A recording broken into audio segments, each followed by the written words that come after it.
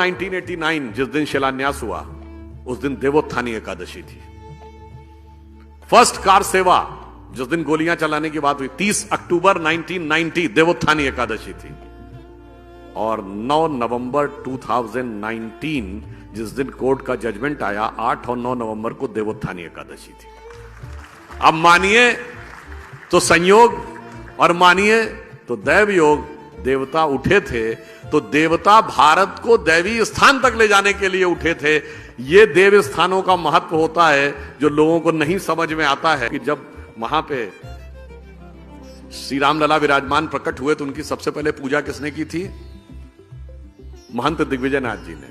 1986 राम जन्मभूमि न्यास के पहले अध्यक्ष कौन बने? महंत दिग्विजयनाथ जी के शिष्य महंत वैद्यनाथ जी। और जब 2019 में शिलान्यास हुआ तो मुख्यमंत्री कौन थे? महंत वैद्यनाथ जी के शिष्य योगी आदित्यनाथ जी।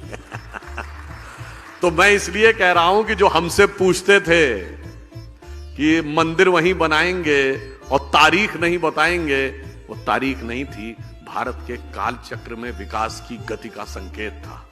इसीलिए ये कहा गया है भगवान राम के लिए कि तात राम नहीं नर भूपाला, भुवनेश्वर कालहु कर काला।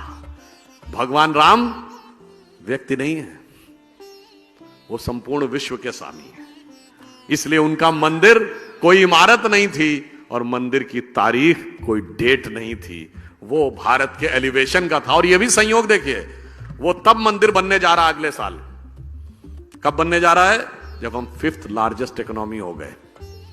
और 5th लार्जेस्ट इकोनॉमी किसको हटा के हुए? ब्रिटेन को हटा के, जिसने हम पे हुकूमत की। आप काल चक्र की गति देखिए ना। और मजे की बात यह कि हिस्ट्री में जो बताया जाता है कि हमको अंग्रेजों ने यह कहा कि हिंदुस्तानियों पे इसलिए राज करना जरूरी कि इन्हें राज करना नहीं आता है।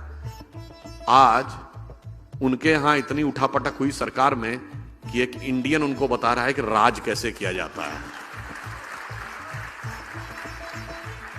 और अब हम कह दूं, जब राम मंदिर का शिलान्यास हुआ तो आप में से शायद बहुतों को ध्यान हो कि पहली ईंट किससे रखवाई गई थी?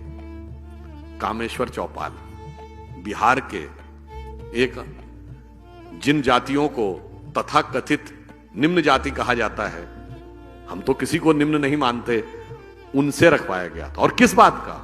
मंदिर निर्माण के लिए जो शास्त्रीय विधान है, वो जो शास्त्र है उसे समरांगण सूत्रधार कहते हैं। और समरांगण सूत्रधार के अनुसार शिलान्यास में 4 वो रखी जाती हैं ईंटें, जिन्हें कहते हैं नंदा, भद्रा, जया, पूर्णा। और उससे साथ हमने पहली 5वीं ईंट पहली रखवाई थी किससे?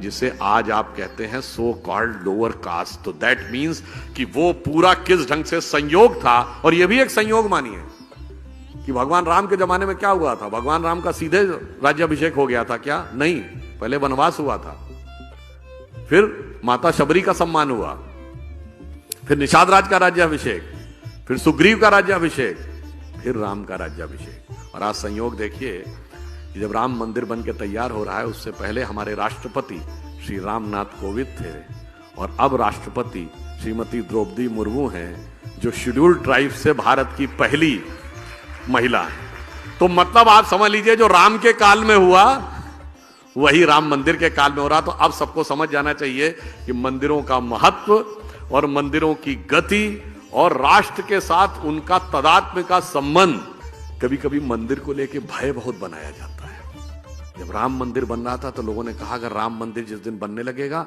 उस दिन मिडिल ईस्ट के देश पेट्रोल देना बंद कर देंगे। आज राम मंदिर भी बन रहा है और अबू धाबी में भी मंदिर बन रहा है।